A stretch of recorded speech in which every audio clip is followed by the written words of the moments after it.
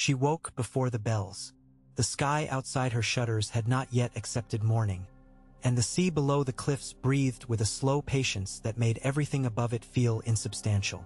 Sansa lay very still and counted her heartbeats until they steadied. A draft of air slipped under the door, carrying the faintest sour tang of the Blackwater and the sweeter scent of baking from the Red Keep's kitchens far below. In the dark, it was easy to pretend she lay in Winterfell, and that the chill on her hands came from stone that had not seen the sun for months, and that the wine down the hall was full of snow-crack whispers. She allowed the imagining to live long enough to be kind, then smothered it. The tile beneath her bed had loosened the way old servants' mouths had said tiles always did when houses were built to impress, not to last. It had passed from a rumor to a promise when she found it with a nudge of her heel weeks ago. Now it was a hinge she could open by touch alone. She slid her feet to the rushes, careful to lay them down as if the floor could feel pain, and reached beneath the bed frame to the tile's chipped lip. A small grind of grit, the little breath of dust that came with it, no louder than the settling of a curtain. In the hollow was the coarse-wrapped parcel she had placed there after the last of the scullery girls left her evening tray. She breathed once, twice, and lifted it free. It had the weight of 3 apples, and the softness of wool rubbed hard and many times. It was the only weight she trusted. The world had found a way to fasten everything else to her without asking. Sansa set the parcel in her lap and unwound the cloth. Simple things revealed themselves one by one. A common gray hood that would make her hair unremarkable, a small purse she could hide in the hollow of her palm, a thin-bladed knife with a handle wrapped in the twine of a fisherman's net, a plain ring with an inside edge rough enough to mark skin, and a folded scrap of parchment that had been cut from a larger page and still bore on one margin the ghost of a printed swan wing. She unfolded the scrap and held it to the window for light that wasn't yet there. The words on it were few and uneven, a child's hand or a hand grown old. Tonight, low tide, 3rd bell after dusk. The little pinpricks in the paper where the letters had been written too hard felt like rain when she passed a finger over them. Low tide meant the river would be as lean as it ever allowed itself to be. It meant fewer hands on the chains, fewer eyes on the boats. It meant the mud would show a path that water hid. It meant, too, one more day, and days here had become their own enemies. She refolded the note until it was a square again. Someone had scored one corner with a blade so it tore on a diagonal rather than straight. If she found the other half someday, if there was a someday on which finding became more than a word, she knew it would fit. She had once thought secret messages would feel like a song running in her skin, a joy she would hide because she must, not because it was shameful. This felt like swallowing a stone. The chamber around her was the chamber of a lady kept for display, and the stones were warm this time of year because the Red Keep had its own heart that burned even when no fires were lit. The bed had carvings of stags and cranes at its corners, and the hangings were scarlet dyed until the threads drank and would drink no more. A tray waited on the table beside the window. She had saved the lemon cakes for the last bite the way she once had, but the taste that used to feel like a promise tasted now like an apology. One cake remained uneaten, its sugared skin catching what little light the hour could give. She had discovered the strength to leave it there. If she took it, she would think of it later and be foolish with missing it. If she ate it now, she would be foolish with wanting more. Her fingers were steadier than her pulse. She set the hood apart, slipped the ring onto the second finger of her right hand, tested the knife for how it lay hidden beneath the cuff of her sleeve, and tucked the purse flat against the curve of her ribs, a small bulge that would disappear beneath linen. In the purse, wrapped in its own small piece of old cloth, coins she had not counted aloud. Copper more than silver, 2 pieces of gold she was almost afraid to touch.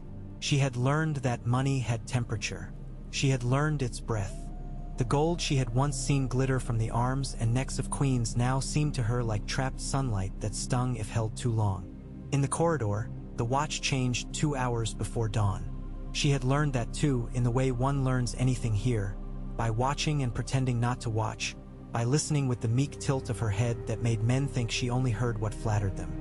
If she rose now and dressed as she dressed every morning, no one would pause.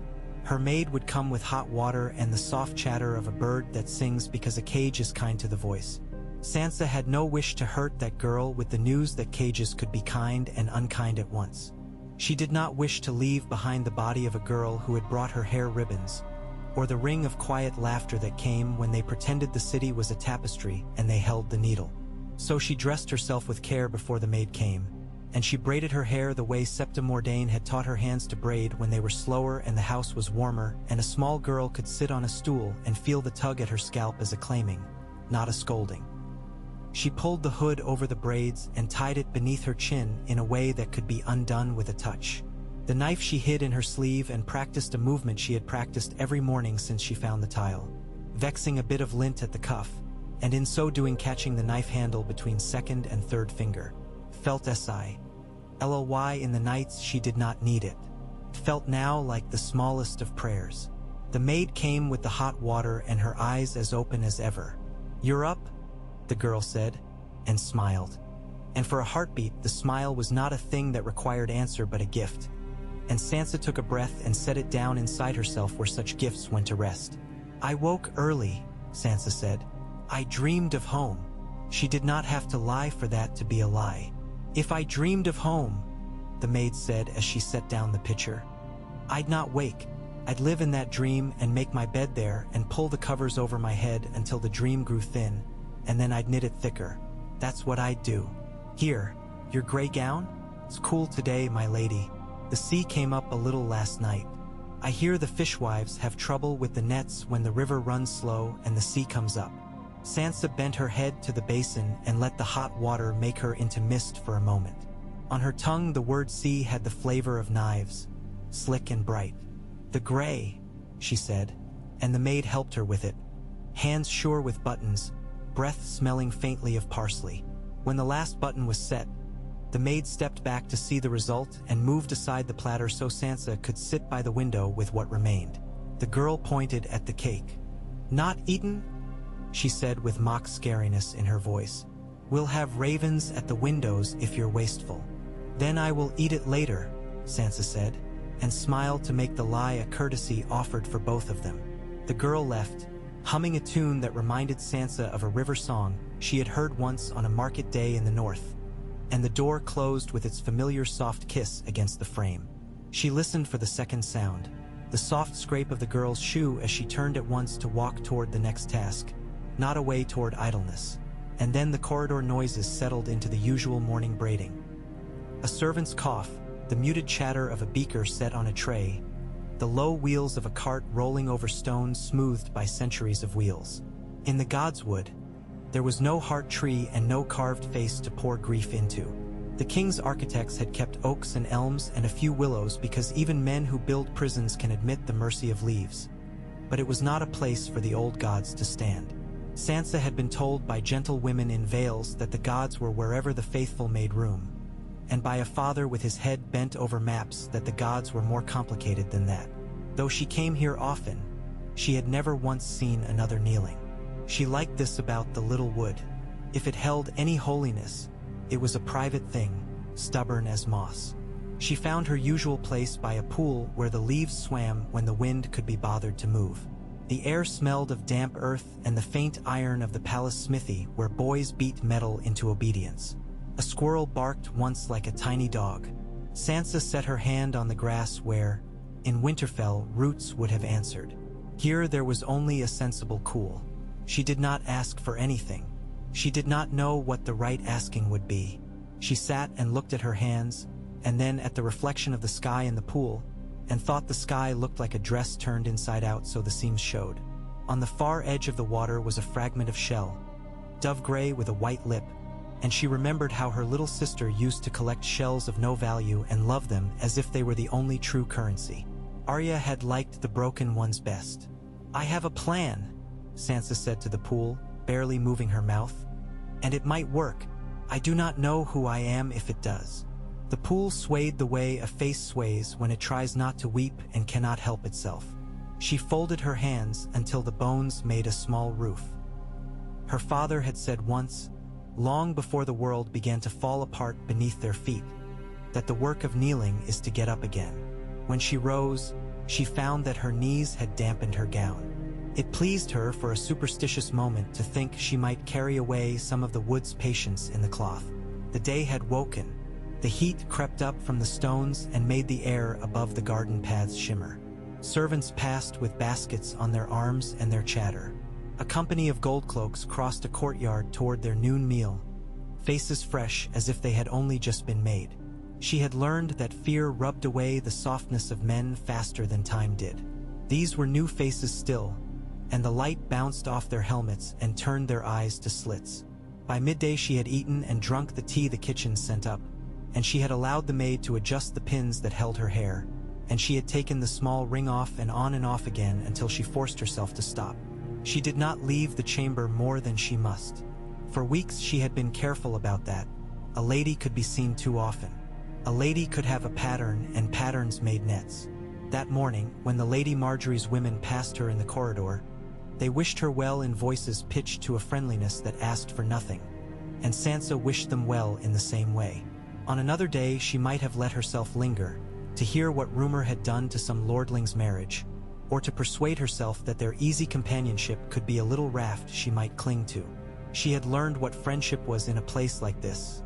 A cord that could pull you from the water, a cord that could draw a knife up with it. She let them pass like a warm breeze she did not try to keep. The afternoon climbed.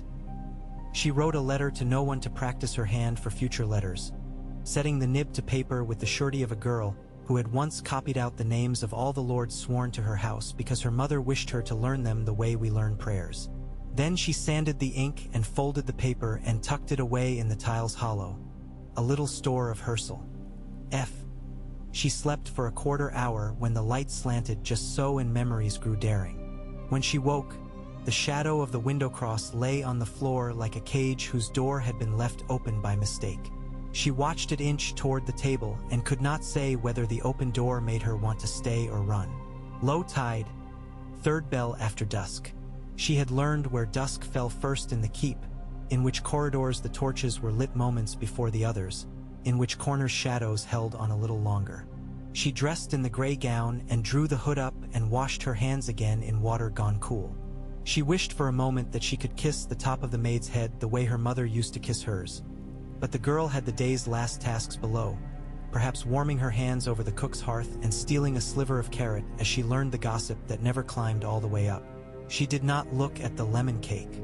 She set the note on the table, weighed it with the handle of her comb as if it were an ordinary thing left to return to in an hour, and opened the door to the corridor with the mild care of a woman who feared to tear her lace on the latch.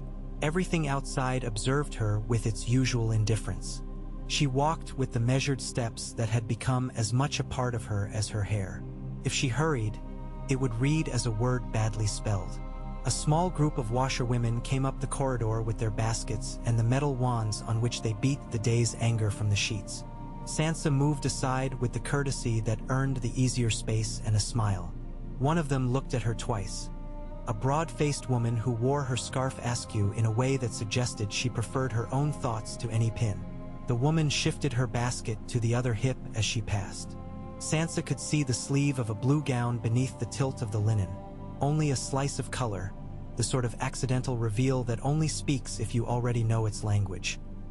She fell in behind them, not so close as to suggest belonging, not so distant as to appear a solitary. The basket women had the immunity of people who carried the city's clean things to where they could become unclean again. They walked with their hips canted in the same way, taking up the space their baskets demanded like a right. Sansa had watched them enough to borrow that tilt. It made her feel for a moment a kind of strength that did not glitter, tasted like brown bread. The corridor opened into a courtyard where a statue of a king long dead lifted a hand against something the sculptor had failed to show. On all sides, doorways breathed out lives. A blacksmith's boy ran with his apron flapping. A kitchen girl shook crumbs from a cloth and watched the crumbs fall, as if they might teach her something if she loved them enough. A guard at the far arch yawned without shame, then saw his captain and stiffened so suddenly that his yawn seemed to go back into him and become a hard knot in his throat. The washerwomen veered toward the stair that led down to the lower baths and the outer doors. Sansa veered with them, a shadow among shadows. Twice in follow, the broad-faced woman made the tiniest gestures, lifting a shoulder, shifting a foot, and the other women adjusted their baskets to allow Sansa the space to keep her place. The small choreography made Sansa want to weep. She did not. At the base of the stair were two doors. One opened toward the long baths where the steam rose like a crowd of ghosts at day's end. The other, narrower door led to a passage that served the postern, a water gate used by servants and fishmongers and anyone whose business did not suit the bright front doors. The washerwomen entered the first, and the smell of lye and herbs and the sharp clean of heated stone blew out in a wave. The broad-faced woman paused with her back to Sansa and retied her scarf. When she bent her head, the scarf rode low enough to show a line of hair streaked with gray and a little nick at the crown where a blade had once kissed her by accident or intent. Without turning, she lifted her elbow and let it fall. The gesture pointed her forearm at the narrow door as surely as a commander's stick. Sansa went through. The passage beyond the door was a throat that had lost the habit of swallowing. Felt not unused, but patient. She smelt river damp and a green thing growing where sun could not visit but water could. 2 steps into shadow there was a recess where a broom and a bucket stood like conspirators. She paused there to pull her hood forward and set her mouth into the mild line that said, "I am not here to be returned to anyone." At the turn of the passage, the light changed from torchlight to the dull old light of a place that has never known anything else. A set of worn steps led down to the postern. A boy sat at the bottom with his back against the door frame, plucking at a splinter in his thumb with a pin. He glanced up and down again, then up a second time when he saw that she saw him. "You should keep your hands out of the wood," Sansa said, and made her voice dry in a way that made girls roll their eyes and boys straighten their chins. It wasn't the voice she would have chosen for herself if choice had been more common, but it was a tool she had learned late and would not waste. The boy grinned at the toe of his boot and stood aside the way boys do when people older than them pass on stone steps. "Time the tide," he said without looking at her, as if he were saying it to his thumb. "You don't want your shoes in it. Then everyone knows where you've been." His voice was neither cruel nor kind.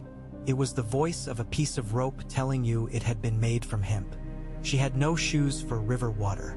She had to trust that a woman who had worn her scarf as if it had better places to be would not send her at the wrong hour. She kept her pace even and kept her breath in her nose so it would move through her without hitching. The postern door had a rust pattern on its hinge that looked like a snail's trail when the world dries too quickly.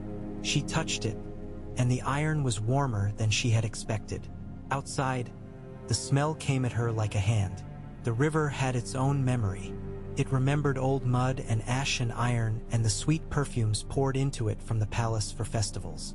It remembered men in armor who had not been fish yet and ships that had opened their mouths to fire. The low stone at the door's threshold had been worn by too many feet to bear names. She stepped onto it as if stepping onto a stage, and then off it into the world that had waited with an indifferent patience.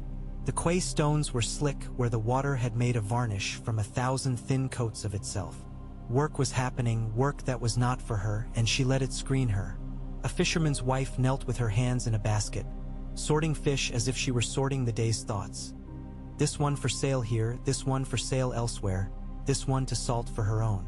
A man with shoulders like barrels turned seaward to spit, then turned back to coil rope with hands that moved as if rope were an alphabet and he had been taught it in infancy. 2 boys shouldered a pole between them with a load that made them walk bent and proud. None of them looked at her. When a thing is always in a place, you only notice when it is gone, and ladies belong to the top of the city the way gulls belong to the air. She lowered her face into the hood's shade as if she felt a breeze that made her eyes tear. He stood where the quay bent and made a pocket of shadow. He might once have been handsome in a way that made girls speak to each other after he passed.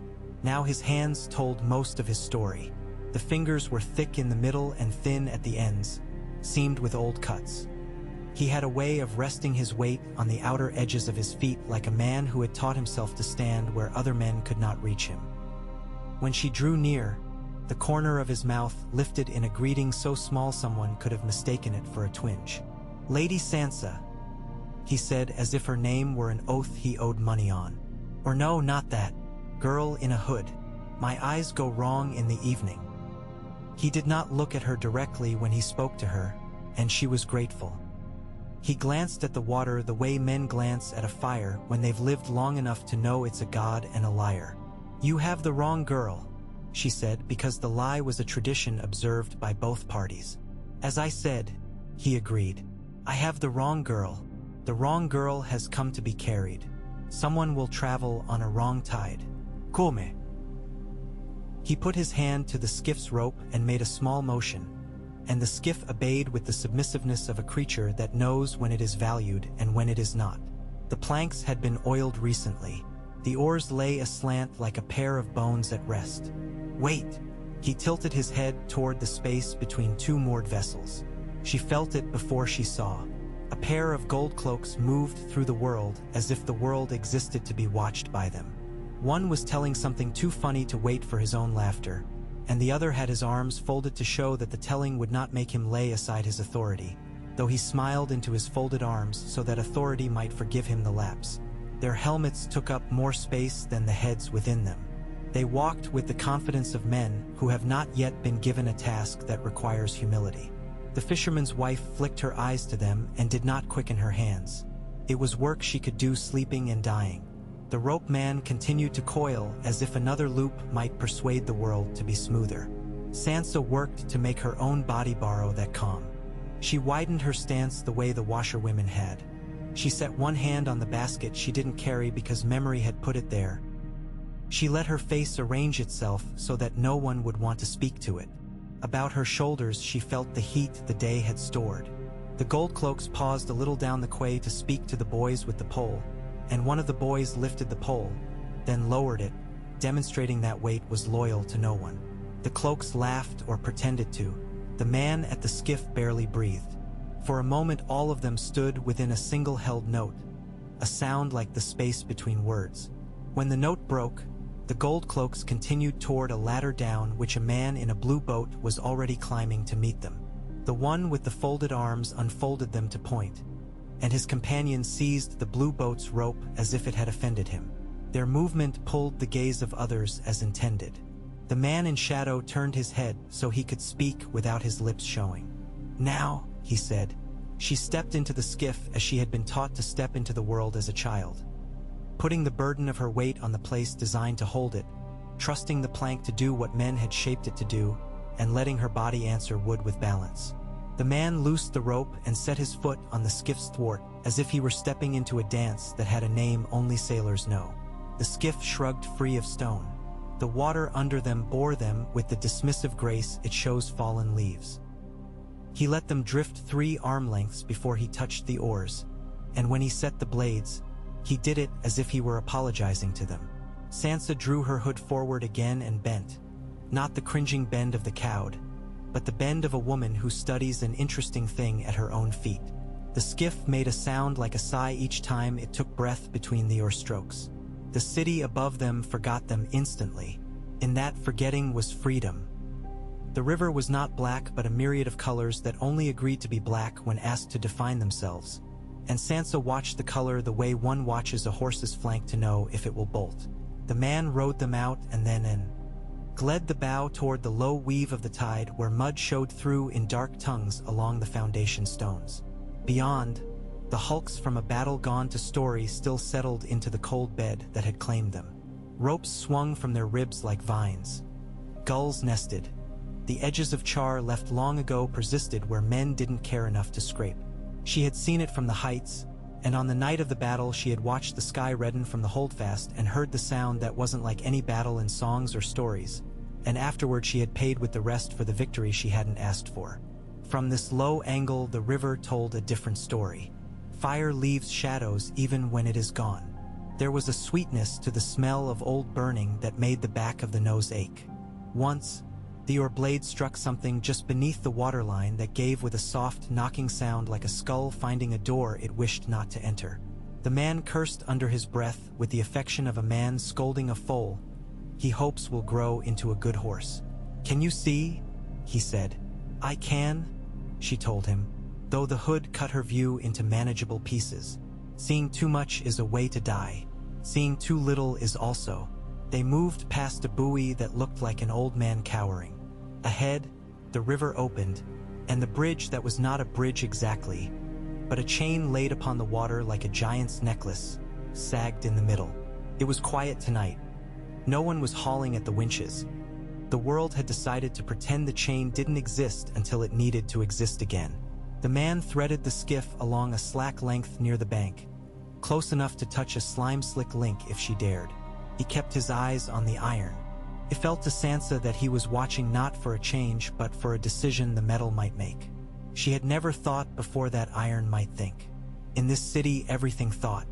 He ran the skiff into a patch of reeds that bowed and then sprang more or less back. "Do not move," he said as he lifted the oars clean, and then crawled forward on his hands and knees with the dignity of a king crossing a dusty floor to reclaim a dropped crown. He lifted a length of net someone had hung to dry between two stakes. Behind it, water formed a thin lace. He reached into the water like a priest reaching into a font, then drew his arm out with a wet rope in his hand and a grimace that confessed what he thought of the rope's opinions. He made a space in the reeds and pulled the skiff into it. When he looked back at Sansa, his expression had shifted by the width of a hair. "Sit at the bow. If anyone looks at us, you are a girl who doesn't want to be told to go inside." "I am," she said, because it was easy enough to be true. They slid along the bank, quiet as creatures that have long practice avoiding larger creatures whose appetites are unreliable. Twice, Sansa saw figures on the quays, men in pairs with the long, restless look of those paid to notice. The man did not glance toward them. He shaped the water into paths with his steady oars and left no mark of passing a man would read unless he had been taught to read by this exact man. When the skiff's nose touched a flight of steps that slanted down to the river's mouth from a part of the shore where houses did not stare, he held them there with one oar planted, and Sansa, without being told, stood when he stood and took the coil of rope. He tossed her and looped it around the lowest iron ring. The ring was cold, and something green slicked her palm. It smelled like night and like new bread and like her room in the morning when the shutters first opened. She wiped her hand on the inside of her cloak with care. "Off," he said softly. She went. He followed with the skiff's rope and made quick work of a knot she did not know the name of but admired for the way it made rope love iron, as if they had been promised to one another as children. He nodded to the top of the steps. "Go. Turn right. There is a door with a brown smear from a hand that was always dirty. 3 doors after that, the second right. If you find a woman who smells of onions and fish guts, you've gone too far. Turn back 1 door. If you ask me to come with you, I will not. If you tell me your name, I will not hear it. If anyone stops you, you are looking for your aunt who sold onions to soldiers in the last war, and you aren't sure where she lives." "My aunt has never sold onions," Sansa said, because she had to keep the part of her alive that kept things straight. "Then your aunt has lied to you," he said, and the corner of his mouth lifted again. "Go." He did not touch her, and she was grateful.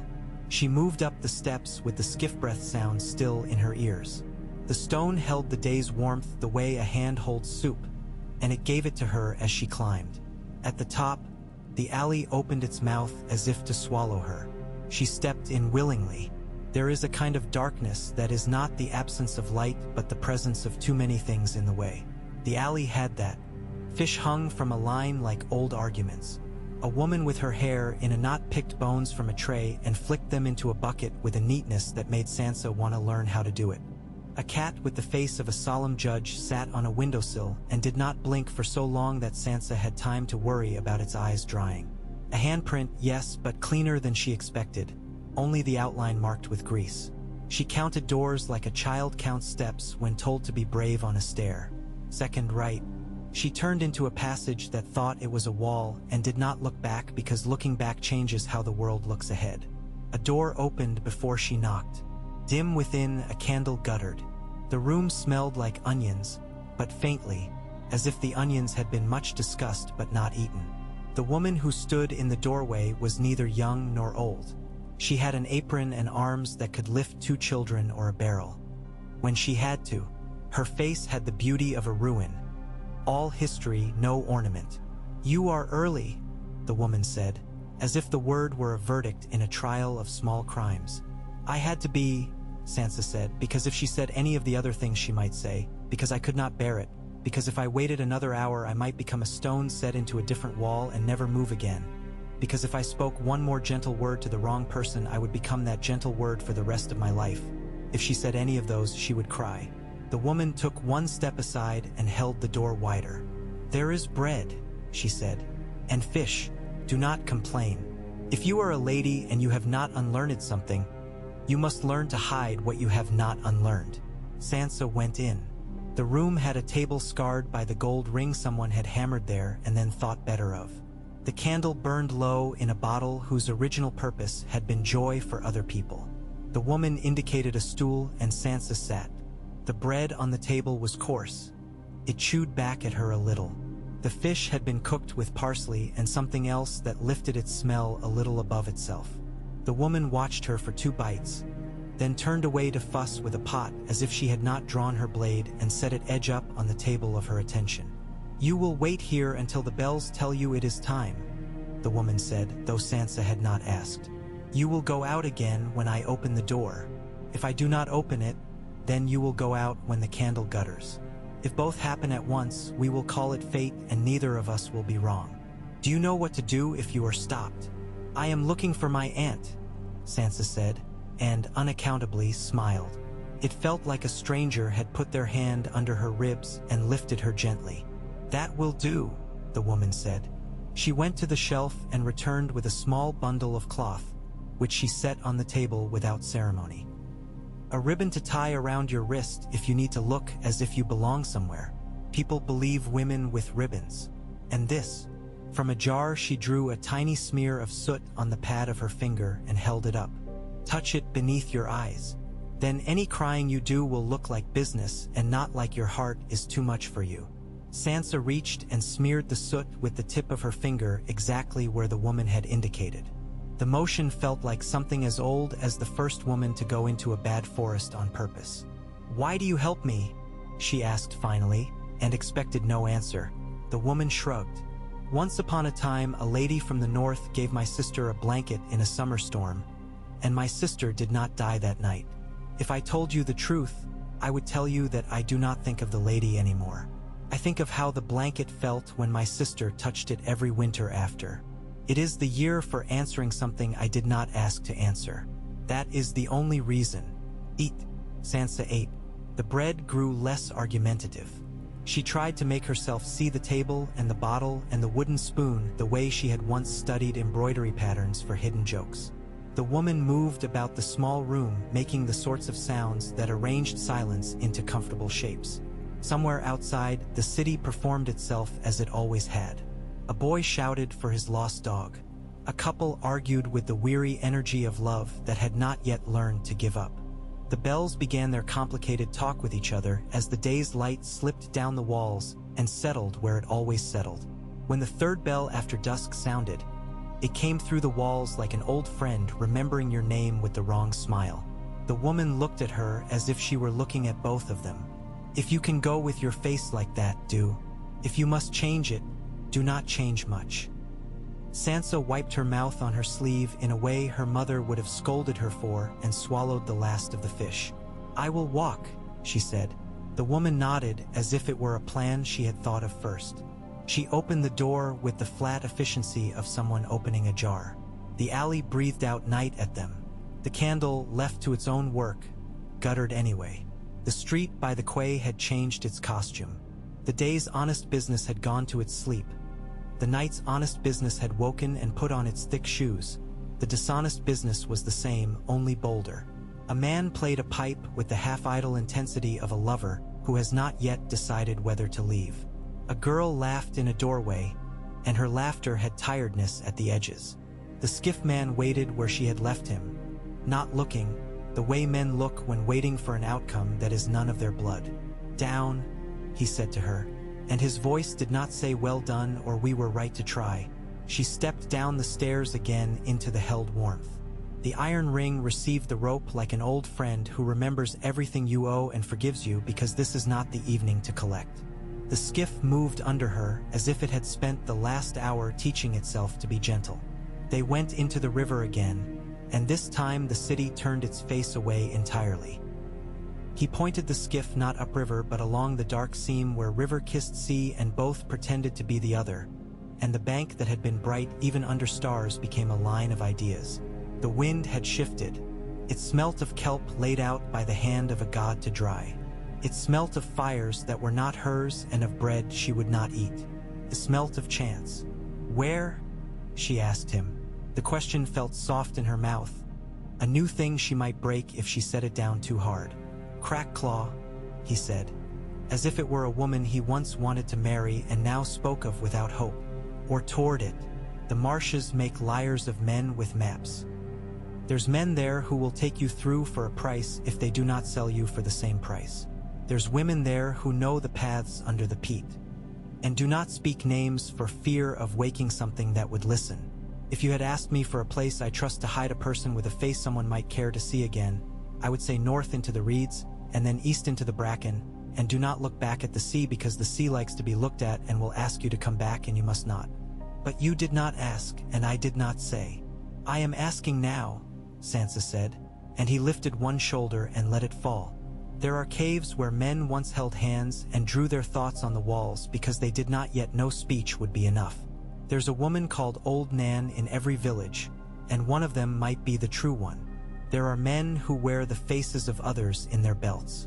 There are ghost lights that are only boys with candles who like to turn strangers around thrice and take their purses. There is a family whose name has been sworn to kings and to thieves and does not seem to mind the grammar of either. You will go with a woman who has a basket. You will walk where men with swords cannot ride, and that is as close to safety as this world allows. He spoke with the calm of a cataloger. Sansa listened the way a new squire listens to a list of armors he cannot yet afford. He kept the skiff's nose pointed toward a seam of darker dark along the low coast. The oars made their small breathing sound. Her hands lay in her lap, and she did not trust them to stay there if she allowed them to rise and touch her face. In their wake, the river forgot them instantly. The city became a low, muttering line behind. The sea opened, a mouth that could hold the world. Sansa could not see the stars for a while because the hood had slipped forward and made its own night. She did not push it back. She let her eyes rest in the limit. She thought of the lemon cake on her table, its sugar turning to damp even as she imagined it, and felt for a moment the absurdity of grief for that little loss, and then permitted herself to feel it anyway because grief, like the river, surged and receded when it wished, not when asked. The skiff came at last to a place where reeds made a scribble on the world and the water became less itself and more a promise of a floor. The man raised the oars and let the skiff nudge into the reeds until it wore a green mustache. He set the oars inside with the same care he had argued with the rope earlier and climbed to the bow. In the faint light, Sansa saw his hands again, hands that had taken the world as it is and had not forgiven it. Here, he said quietly, and held out his hand, not to help her. His palm faced down, but to warn her how to hold herself as she stood.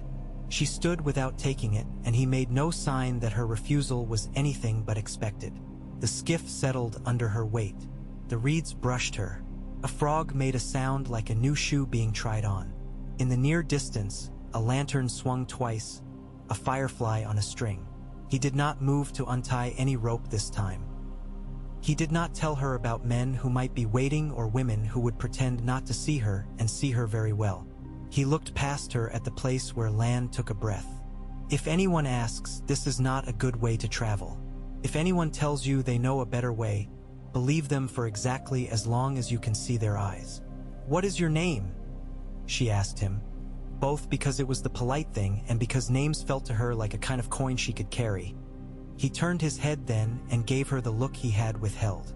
In it she saw nothing to harm her and nothing to protect her. I am an oarsman, he said. If I had a name once, I gave it to the river because it asked very nicely. Go on. She stepped into the reeds, and the reeds accepted her. The bank's mud took her shoes and gave them back. The lantern swung again and then was still. A figure approached as if it had been there all along. The figure was small and round where it counted. The basket on its arm held its arm because neither wished to be parted.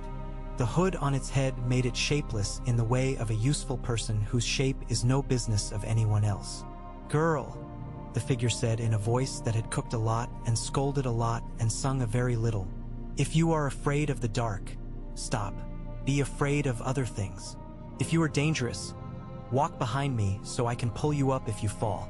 IMS, Sansa began, then swallowed the name the way one swallows a bone by fear and will. I will walk. That is admirable, the figure said, and turned to move where the reeds bent aside, not because they had been asked nicely, but because they had learned it hurt less if they moved before they were shoved. The basket had a lid on it, and the lid rattled softly as if something inside wished to take part in the conversation. Sansa followed. The skiff behind them sighed once, and then the oarsman moved it backward with 2 strokes that made it seem he had never been there. The reeds made their own tunnel and the air changed again. It felt like the inside of a hand cupped around a candle. Things clicked and hummed at the edges of hearing. Twice the path turned in ways her body could not have guessed at without her feet to teach it. The figure ahead moved the way a woman moves who has not been young for some time and has the kind of balance that comes of having held things precisely all her life. What do I call you? Sansa asked when she knew the reeds would carry her voice only as far as the figure's shoulder. Call me mother if you need to. Call me cook if you do not, the woman said. Call me nothing at all if names make you weak. The basket rattled again. It is crabs, the woman added later as if Sansa had asked. They do not know they have been caught yet. They will forgive me. I will forgive them. As things go, we are fortunate to have so simple an arrangement. Sansa stepped where the woman's feet had stepped and found the ground there more stable than the ground any. Where else? The path was a suggestion at best, mostly memory and weed smell. She kept her skirt gathered, and when a thorn took hold of the fabric, she freed it gently, imagining the thorn's little surprise at being repaid with care. The sky hung low enough to be touched if she were a bolder girl and had the right ladder. It was a color her septa would have called pewter. The first true dark, then the second dark after that, then the softening of dark into no color at all where the world begins the work of deciding what to be next.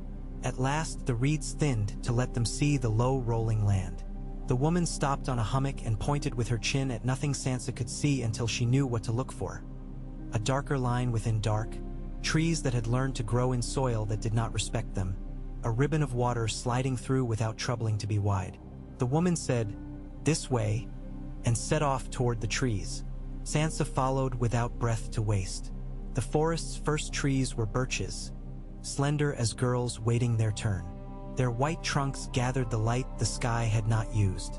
Beyond them, oaks and ash took over, and the floor grew a pelt of leaf mold that gave a little beneath Sansa's steps as if she were walking on the back of something that tolerated her because it could not be bothered to roll over.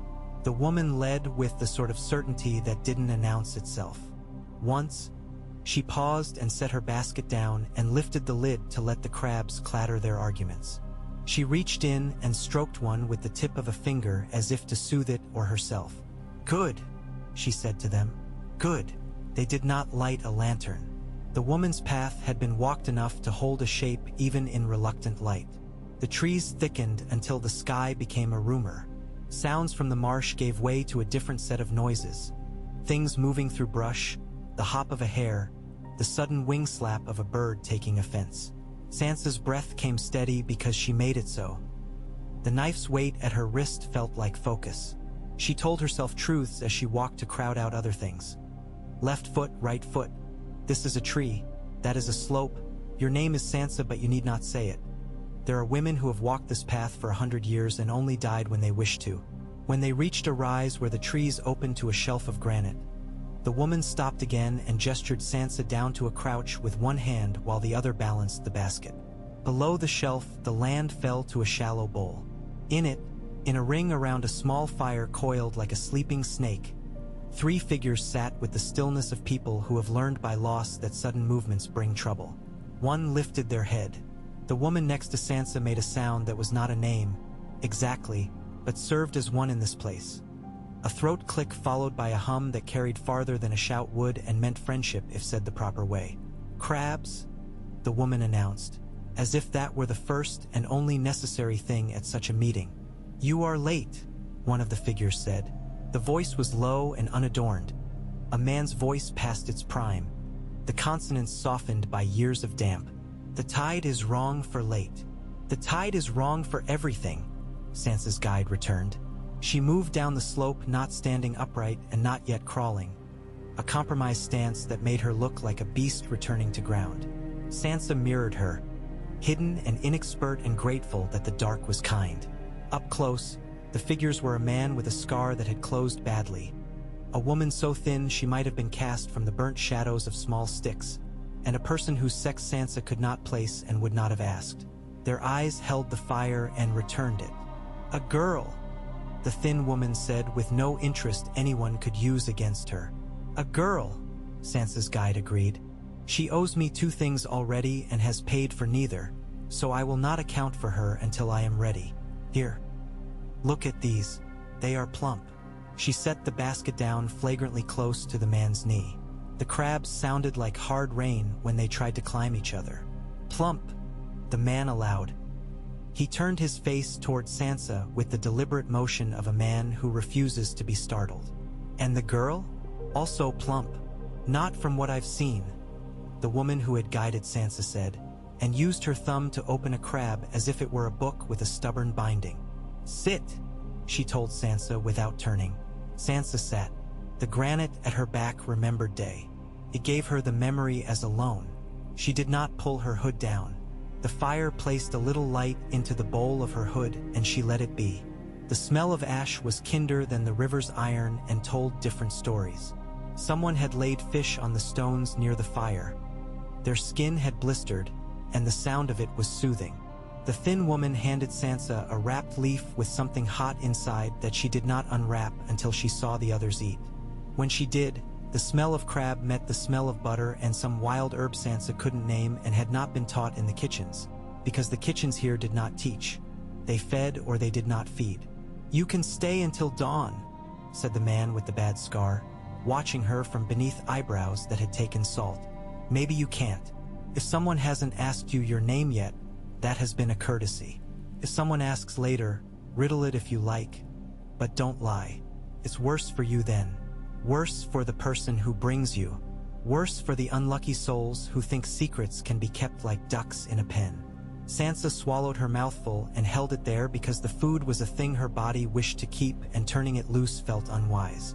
"I would like not to be found," she said, and surprised herself with the calm in her own voice. "If I knew what to call my wanting in your language, I would call it that." "It is called sense," the thin woman said, "though sense is usually so. Meeting people throw away at your age. Can you carry weight? Can you step where someone tells you to step? Can you be quiet longer than you want to be quiet?" "I can," Sansa said, with each admission she wanted to add. "I was taught to move gracefully on floors whose edges were knives. I was taught to speak courtesy until it made a wall around me. I was taught to kneel and stand and kneel again, while men who didn't know me decided whether to cut me or wear me. But the only thing that mattered was the answer, and the answer had to be small enough to pass between strangers." "We will find out," the man said. "We will earn the truth together, and if it is a truth we cannot keep, we will send you on to someone else and hope they are kinder. Listen." He tilted his head. Sansa held her breath, and then she could hear it too. Hooves, not many, not hurrying, somewhere beyond the tree line where the forest floor hardened. The thin woman turned one fish with a stick as if the sound were a kind of weather that could not be altered by remarking on it. The woman who had brought Sansa out of the reeds did not look at her. "You will sleep under the fern," she said, nodding to a spill of green where frost would find its work early in the year. "We will take turns not sleeping. If anyone asks who you are, say first nothing, then whatever you like, so long as you do not pick the sort of name that makes men smile. In the morning we go toward the cliffs. Do you get sick when the ground keeps moving beneath your feet all day?" "I do not know," Sansa admitted, and had the sense to make the admission without apology. There are places in the world that punish apologies with extra tasks. "If you do, do it quietly," the woman said. "It's bad luck to give your stomach to the forest. It starts to expect it." Sansa finished the crab. The butter had collected in the crease of the leaf, and she let herself tip it toward her mouth and caught it with her tongue. Hunger had taught her that kindness could wear 100 shapes. She wiped her fingers on the hem of her cloak and then stopped herself and reached for one of the leaves the others had used for the purpose. The thin woman saw, and did not grin, but something like approval wound itself once around her mouth and then slipped away. "You were not followed," the man said, his eyes gone into the trees like a hunter's dog, "unless you were followed by someone who pays attention better than the men who used to command me." He looked at Sansa with a heaviness that had nothing to do with suspicion. "Has anyone taught you how to sleep where you are told to sleep, even when your bones want thick fur and your breath wants a roof?" "I have slept," Sansa said, "in places I did not choose." "You will do," the thin woman said. "The rest we can teach or fail at. It will not kill anyone too near to me tonight." She covered the little snake fire with 2 small stones that pinched it without malice. The night pressed in with the ease of an equal. Sansa curled under the fern. The ground gave not an inch to her, but it did not push back, and that felt like a kindness. Her cloak wrapped around her with a whisper. She let her hood fall at last and felt night on her hair like a wet hand resting. She turned her face to the rock's heat and breathed through her nose again to keep from drinking the cold. In the time before sleep, she told herself the story of a girl who had once held a lemon cake in her hands and thought it foretold a life. Then she told herself the other story of a girl who had held a knife in her sleeve and hoped never to use it. Between the stories ran a path. If there were hooves on the hard ground beyond, they died away. If there were voices, they belonged to men who believed themselves alone and were therefore careless. The forest counted her breaths until it was satisfied. She slept in the way the hunted sleep, a series of small surrenders each retrieved quickly. She woke to a hand on her ankle, gentle as a grandmother checking a fevered child. A touch to be sure one is still in the world. The thin woman crouched above her, her mouth close to Sansa's ear. "Up," she whispered. "Quiet. There is a snare on a hare, and I can use it for breakfast if I go now, and I can use it for a lesson if we both go." Sansa rose carefully, every joint willing to be bribable at this hour. The fern had printed its shadow in damp across her cheek. It made her smile to think she could carry the forest with her on her skin in this small way. The man with the scar sat where he had sat before, only the angle of his head changed. The third figure lay under a cloak that might have had a body beneath it and might have been a clever arrangement of branches. The woman who had brought Sansa watched in the direction from which they had come with the patience of a pond. "Quiet," the thin woman said again, and led Sansa down the back of the rock into brush newer than any path. Dew took Sansa's shoes and argued with the hem of her cloak. The thin woman moved like a thread through linen, finding the spaces that already exist. When she stopped, she held up a hand and Sansa saw the snare then. A simple thing, as most traps are if they are made by people who plan to eat. A loop of gut, a bend of branch, an inclination to deny the world its chaos. The hare lay with its head to the side. Eyes still open to show what had happened to it had surprised it. It was already cooler than the air. "Do not look away," the woman said softly. "When you eat, you must have looked. Touch it." Sansa swallowed and reached. The fur felt not like softness but like protection. Under her hand, the hair was more thing than creature. "I am sorry," she said without knowing whom she addressed. "Now," the woman said, "you were a girl who wore silk and was touched with rings. Do not forget. Do not believe that you are not that girl because you are this one. Now break its neck because the other thing to do is wrong and you why. LL not do wrong if you can help it." Sansa did as told. It was both harder and easier than she expected. The thin woman watched her face with a frankness that would have been insult or intimacy somewhere else. When they had done, the woman showed Sansa how to fold the hair into its own skin to carry it close to the body where it would not swing. "Good," she said again, and her voice this time did not mean merely adequate. It meant accepted. They returned to the bowl where the small fire remembered what it had been taught. Breakfast was not a feast nor meager. It felt like a sentence completed properly. The woman who had brought Sansa took a piece of hair and dipped it into what she had made from wild onion and salt and ate it with the small smile of someone who allows herself to be pleased when anything goes right on a day when it could have gone wrong. "Soon," the man said. "We will walk before the men who like to ride are awake enough to remember why." He rose with a stiffening that spoke of wet winters. He picked up a staff that had been a part of him for long enough to have learned his habits. They made Sansa carry the lighter things, then the basket, then a little of the heavier. Each time she accepted weight, it taught her a new way to balance. The woman with the basket from the night before set it on Sansa's back as if buckling on armor and tugged the knots tight with the firm kindness of a good mother. "If you fall," she said, "fall forward. There's more world that way." They went east toward the cliffs the oarsmen had mentioned, though they did not march the way soldiers do. They moved with the rhythm of the place. Long stretches of steady, then a pause to notice and listen, then a change of direction where everything looked the same. In the pauses, Sansa learned how to lean against a tree's generosity without being greedy. She learned the names the thin woman gave to things. "This grass that looks like hair will slice you when it is dry if you are unkind to it. This plant with the little red freckles on its leaves will make your tongue stop working. This one that grows where the ground pretends to be firm will save your feet if you use it as a path." The man told her nothing unless she asked. When she did, he answered with a metaphor she had to earn. "How do you know we are not walking in circles?" she asked once. "We are," he said. "But a circle can be large enough to take you to a different part of itself if you are patient." The third figure, whose voice Sansa had not yet heard, moved with a capacity for stillness that unsettled her until she decided that stillness might be as fine a weapon as any sword. Twice the figure went off alone and returned with pockets fuller and no explanation. When at last Sansa heard the voice, it was to say, "We should stop," in a tone that belonged at a council table, and they did. Near noon, when the sun had made the air into something you could drink only with difficulty. The trees thinned at a place where rock took over, and beyond the rock the land fell away in a clean line.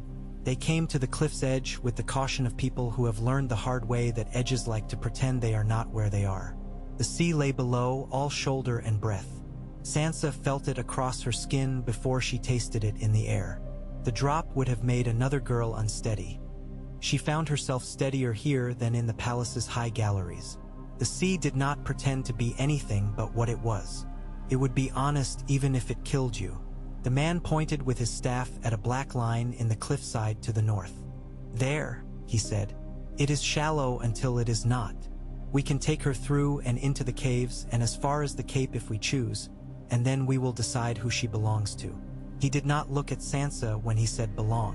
He looked at the horizon where things pretend to touch. The thin woman made a face that said she was thinking of the time she had sprained her ankle on a slope just such as this and had been carried and had not liked it. "If the tide lets us into the mouth," she said. "It's a sulk of a place. I will not coax it." "It was low tide last night," Sansa said, and realized as she said it that she had been taught something she could use. The man nodded to that piece of cleverness as if she had laid a decent stitch. "We will eat and then go," the woman who had brought Sansa said. "We will be stingy with the water because the sea likes to trick people who cannot tell it from a lake. And you?" She looked at Sansa with an eye like a button on an old dress, capable of holding more together than it looked. "You will keep your face down. There are men up here who will pay for news of any face recognized, and there are men who will pay to think they have recognized any face. Neither has to be correct to be dangerous." Sansa sat with her back against a stone that had been warmed by the same sun that had warmed her father once.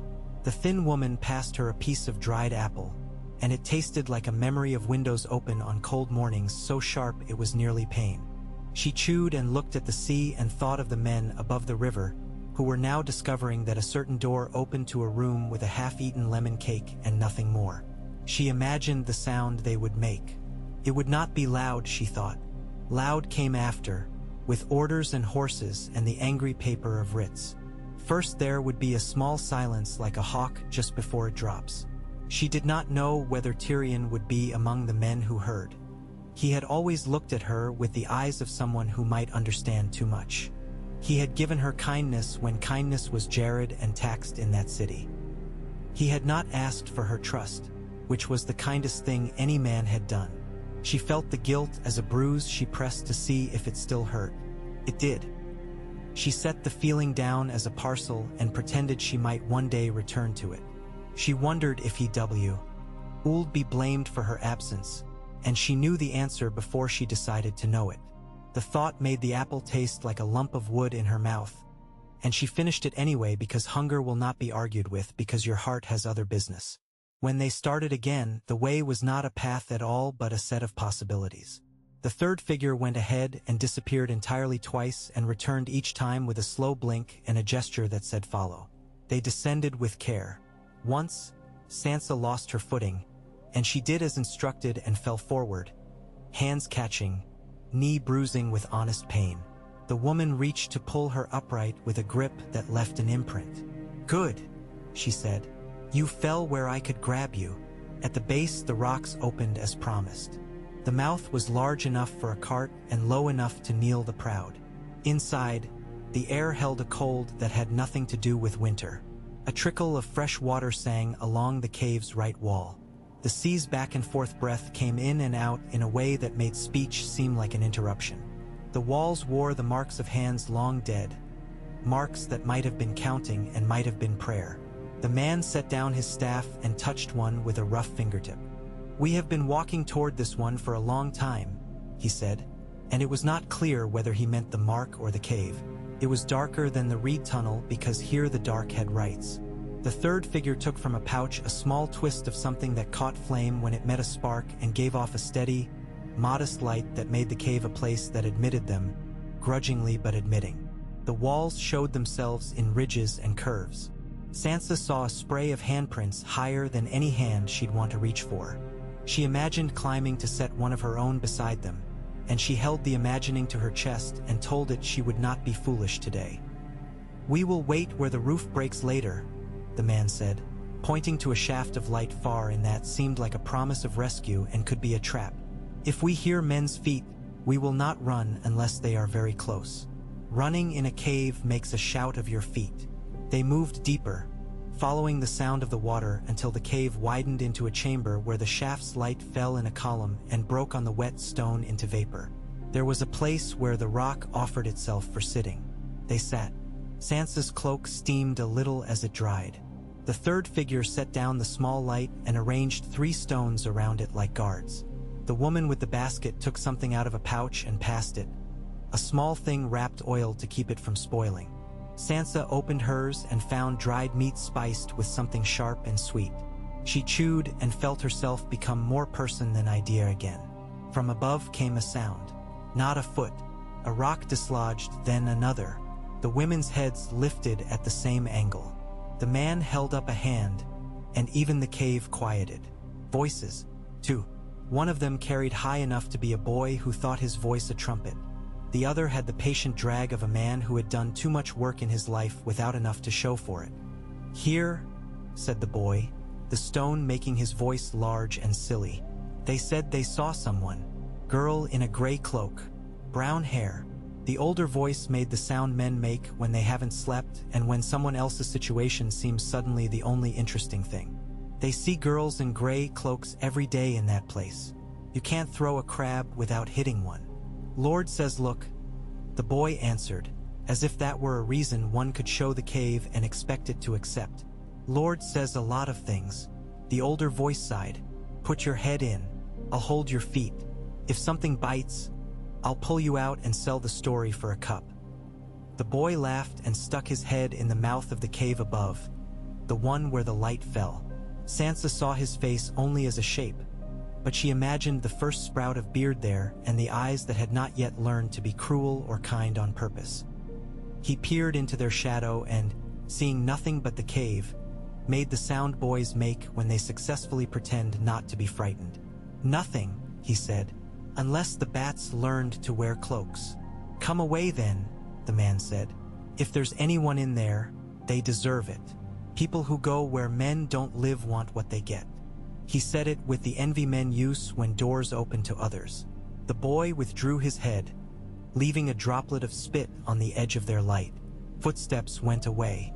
The cave returned to its own business. Sansa let go the breath she had been holding in sections.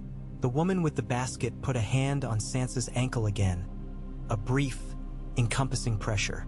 "Good," she said softly. "You have learned how to be a stone." "They will be looking," the man said. "They will tire. Men tire of looking for a girl unless the girl has done something that offends their pride. Sometimes the not doing offends more." He looked at Sansa then with no cruelty at all. "If you were mine, I would not have let you leave alone. If you were mine, I would have loosened your knots and looked the other way and pretended to be surprised." Many things can be true. Sansa wanted to ask many questions and asked none. She had already taken more answers from the day than the day could comfortably give. She thought again of Tyrion, and she thought of Joffrey's smile that had looked like a small child's drawing of a wound, and she thought of her father kneeling in a place that had no gods at the top of a world that had no patience for honorable men, and she thought of her mother's hands and the sound they made in linen. She released them to the sound the cave made when it breathed. They stayed until the shaft of light shifted from one side of the chamber to the other, law of maintenance in a place beyond laws. They walked deeper then, following the third figure, who had taken the humble light and made it into expectation. They came at last to a passage that narrowed enough they had to turn sideways for 20 breaths. It opened again into a room where the ceiling was low and the walls bunched inward as if they would turn to embrace or crush at any moment. The thin woman set her hand on the wall and smiled, and Sansa understood that the smile was not for the stone but for the person she could be inside it. "Here," the thin woman said to Sansa, "if men come, you will fold yourself into that crease and think of nothing except the smallest thing you remember of home. It will be enough to keep you thin enough to fit. Do not think of anything you love that could make you take up more space." "I will think of a wooden spoon with a chip in it," Sansa said, surprising herself, and the woman nodded as if this were the kind of wisdom that won wars. "Good," she said. "Think of that. No one ever died for a spoon, and so it will keep you safe." They slept again when sleep insisted. They woke again when waking had run its own errands. They ate what they had and gave the cave what it wanted of their fear and kept the rest for later. The third figure went away and returned with the smell of salt on their cloak and said, "The tide is right."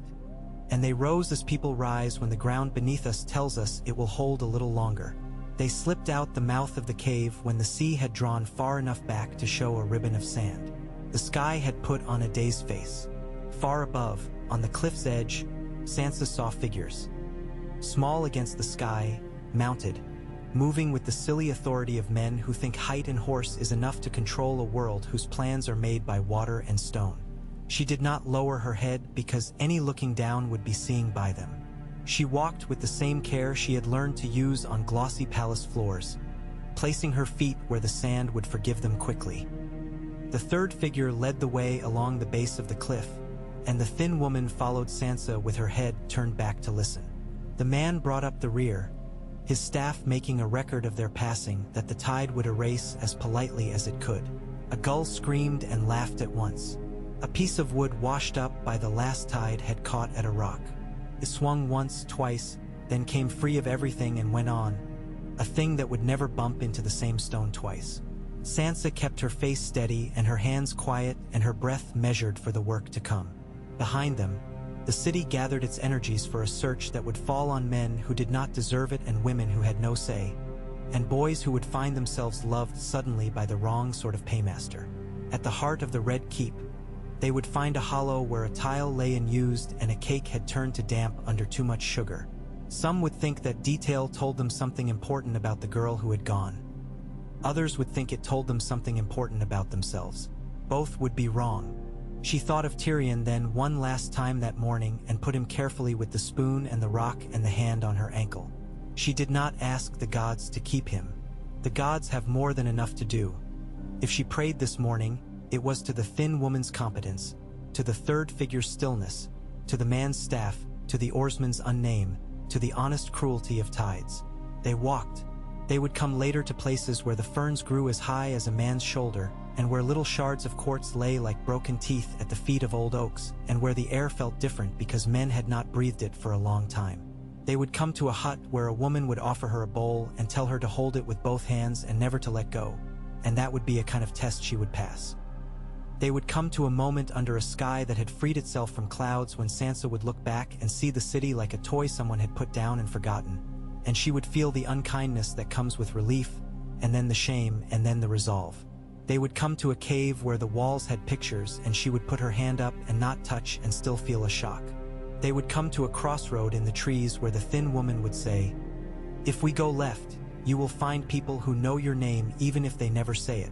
If we go right, you will find people who will never ask you a question again. Choose your poison." And Sansa would realize then that to choose is to live and that every living chooses poisons. But for now there was only the sand that held her gently, and the sea that spoke a language she could not yet parse, and the line of shadow to the north that promised a way and would cost her, and the particular weight of the basket on her back that told her she was not a package anyone else carried anymore. She moved into that knowledge footstep by footstep. The cliff at her left wore its long fall with dignity. A crab in the shallows lifted its claws in an elaborate pantomime and then scuttled sideways into anonymity. The third figure raised a hand without looking back to warn of a rock slick with weed, and Sansa lifted her foot and placed it and did not slip. The morning made the edge of everything sharp. She thought of nothing but a spoon. She thought of nothing but the next step. She thought, just once and quickly, that she had become a girl in a song who leaves a castle by a side door and finds instead not a prince hiding but herself, behind the curve of the world, unseen and not yet important to anything in front of her. A rider touched his heel to his horse and set out to make himself part of the story without knowing whether he would be hero, villain, or merely an excuse for other people's choices. The sea lifted its shoulder and set it down. The wind took a breath. Sansa did the same and kept walking.